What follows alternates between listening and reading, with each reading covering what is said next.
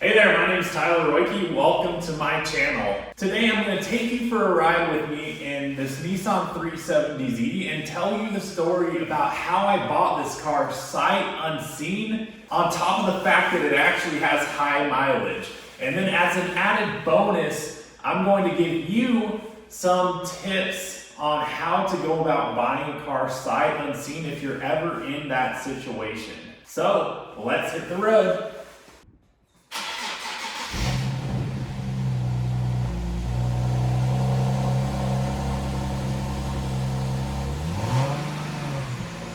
So I just opened the garage to pull out the 370Z and I totally forgot that I left the Cayenne parked behind both the garages. So I've got to go grab the keys for that. That's the definition of first world problems, guys. Got the key to the Cayenne. Let's move it out of the way.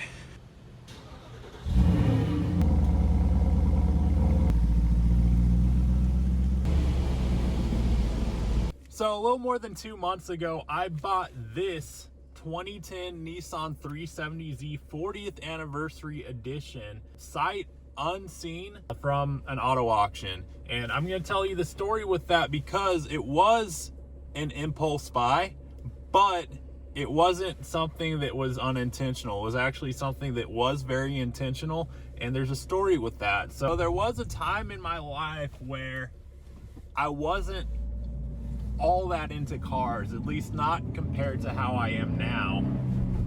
And with that, I think I was always into cars. I just didn't really know it like I do now, because when I was little, even at least to the age where I could remember playing with toys, I remember how I always loved the Hot Wheels. Even when I was just, I don't know, 4 years old, I'd say I loved playing with the Hot Wheels. And I actually had a favorite Hot Wheels, which I come to find out later in my life was a Ferrari all along. But that was long before I even knew what a Ferrari was, and before I was really into those kind of cars like I am now.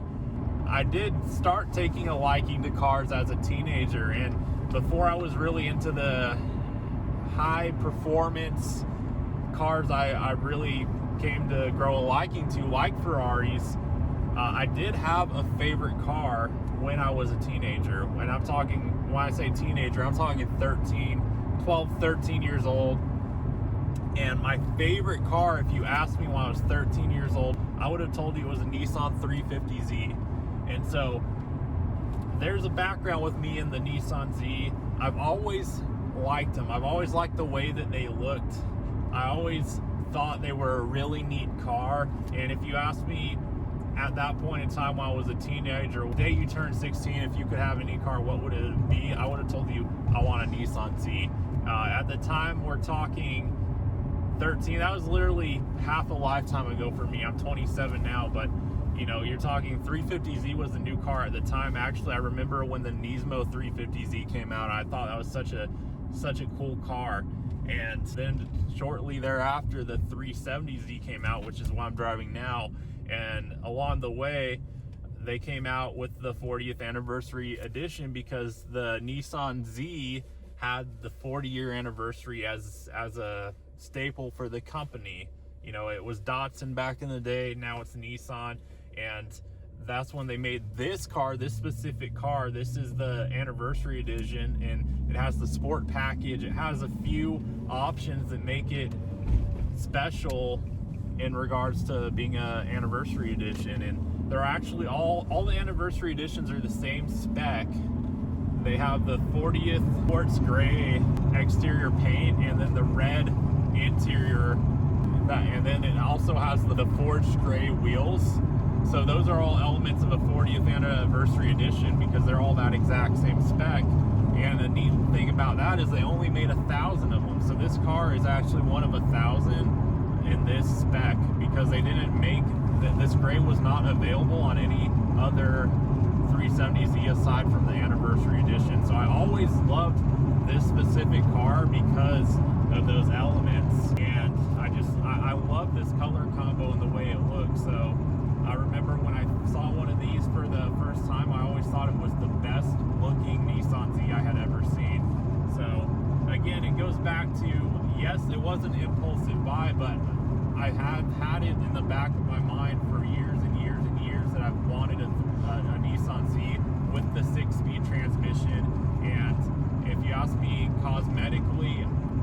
have told you this was the best spec I've ever seen on a Nissan Z, and sure enough today, that's exactly what I got with it. And like I mentioned, I bought this car sight unseen at an auto auction. I actually have a dealer's license in Texas, which I use. I don't make that publicly available really, because I used to more actively sell cars as my main business. Nowadays my main business is real estate. I don't make a business of buying and selling cars, but having a license does give me access to the dealer-only auto auction, since I am a dealer in the state of Texas. So I used to the idea of buying a car sight unseen. It's not what I prefer to do, but in this scenario, the car was located at a Fort Worth auto auction. So I bought the car online. I won the bid online at the auction without having seen the car at all prior.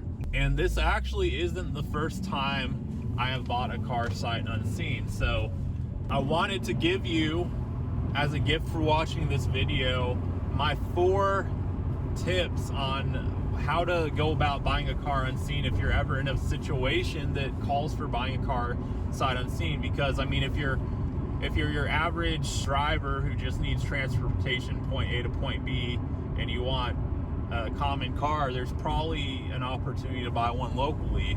There's a lot of dealers out there. If you're buying a common car, there's chances are you can find one in your local city. But a car like this, 40th anniversary 370Z, one of 1,000, it's not every day that one of these comes up for sale.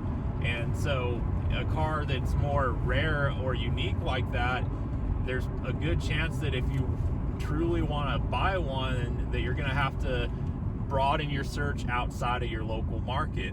So if you're going to buy a car sight unseen, here's the 4 things I'd recommend you do in order to set yourself up for success as much as you can possibly do so without physically being there to see the car.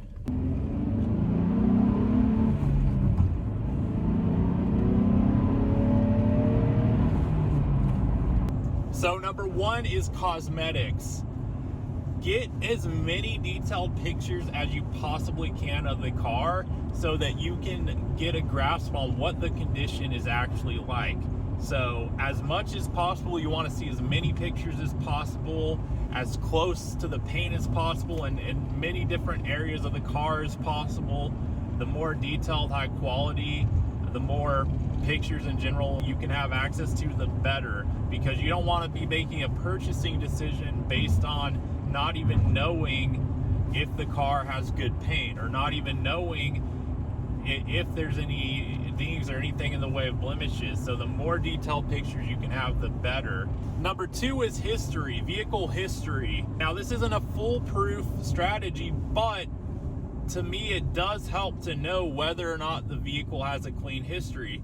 There are instances where a vehicle will be in an accident where it's not reported on the history. For instance, if the police were not notified, it is possible that a vehicle has history without it being noted on the official vehicle history. But it's just another element where if you're looking at a vehicle and you know it has a clean history, there's more of a chance that it actually does. So I always, before I make a purchase, I always want to know, does the vehicle have a clean history? Because in most scenarios, I won't even pursue a vehicle if it doesn't have a clean history. It would have to be a very special circumstance for me to still be interested. But that's the second thing. This, for example, is what I mean by the vehicle history. This is the auto check report, which looks at the vehicle's history, and if there's any accidents reported, they should reflect on here. This one, I don't have the full report in front of me here, but I know enough information to see, okay, it's got a 2-owner history indicated, number of accidents 0. And this doesn't mean a whole lot to me either, but for whatever it's worth, it scores high for comparable vehicles. So it's got a good history. That's what we like to see. The third thing is mechanics. I want to know as much about the mechanical condition of the car, the history, if there is any history with the records, and just to know as much about the mechanical condition as possible. So the more insight you can get from the previous owner, if at all possible, great. If it's not a circumstance where you can get that, just whatever you can get that shows a report of the condition mechanically, whether it's a pre-purchase inspection or someone who is going through the car to verify that. And again, if you are in a situation where you're there in person, that person's going to be you. But if it's not, if you're buying a car sight unseen, that's going to be someone else. So whether it's someone whose job is to do a certain point inspection of the car, you know, like some dealers do and whatnot, or to get a third party to do a pre-purchase inspection, whatever the case is, that's the third thing. I'm showing you the condition report I had on this vehicle, just the way I bought it. There's actually a condition report available from someone who did a check of the vehicle. So they have a rating on there. It's actually 4.4 out of 5, which doesn't necessarily mean a lot. I kind of like to look at the notes of it. So there were some damages noted. No prior paint work detected, which is good. Nothing mechanically going on from this, but the one that kind of I was wondering about was the other odor. So I knew that there was a smell going on. I didn't know if it was like a smoker or what the deal was, but there was a note there. And then here it kind of shows, okay, where's the damage? So the curb rash noted, you know, some damage to the bumpers, okay. And so that's kind of, you're not going to get this in every situation, this particular situation. This is what I had to go off of as far as knowing about the condition of the vehicle. If you're buying from a private party, it might be a third party. You get to take a look at the car, maybe an independent shop that will do a third party inspection, or it could perhaps just be a individual who you're connected with in the community who's just going to be boots on the ground for you, taking a look at the car. And then fourth and finally, which a lot of people seem to miss this, but it's common sense, okay? So depending on the situation, the scenario, there should be some common sense that could be a potential red flag in the deal. Like, for instance, why is the seller selling the car? Was it a trade-in? Someone just traded in a vehicle for a new vehicle? Is the seller just had his fun with the car, ready to move on, upgrade? Or is there something about the story that seems really off? Because, you know, it just helps to know the background of it. And in situations where people get scammed or they get sold a lemon or something, it's like, if you really made it a point to learn about why the owner's selling the car and to just know a little bit more about the situation, there's a lot of scenarios where you'll see something fishy about it that should have raised a flag. And there's a lot of scenarios, so it's not like I can pinpoint here's the most common one, but just common sense. If you're buying a car, does it make sense why this car is being sold? First off, is there anything that seems off about it being sold? Is there some weird situation with the title or ownership? These are all things to look out for, because when you're buying a vehicle, you need a clear title. You need to be able to take possession of the title and put it into your hands. And if that is an issue, that's a big red flag, because guess what? You can't sell a car without a title. You virtually have a non-existent market at that point. So if you're buying a car, you've also got to be receiving the clean title to the vehicle.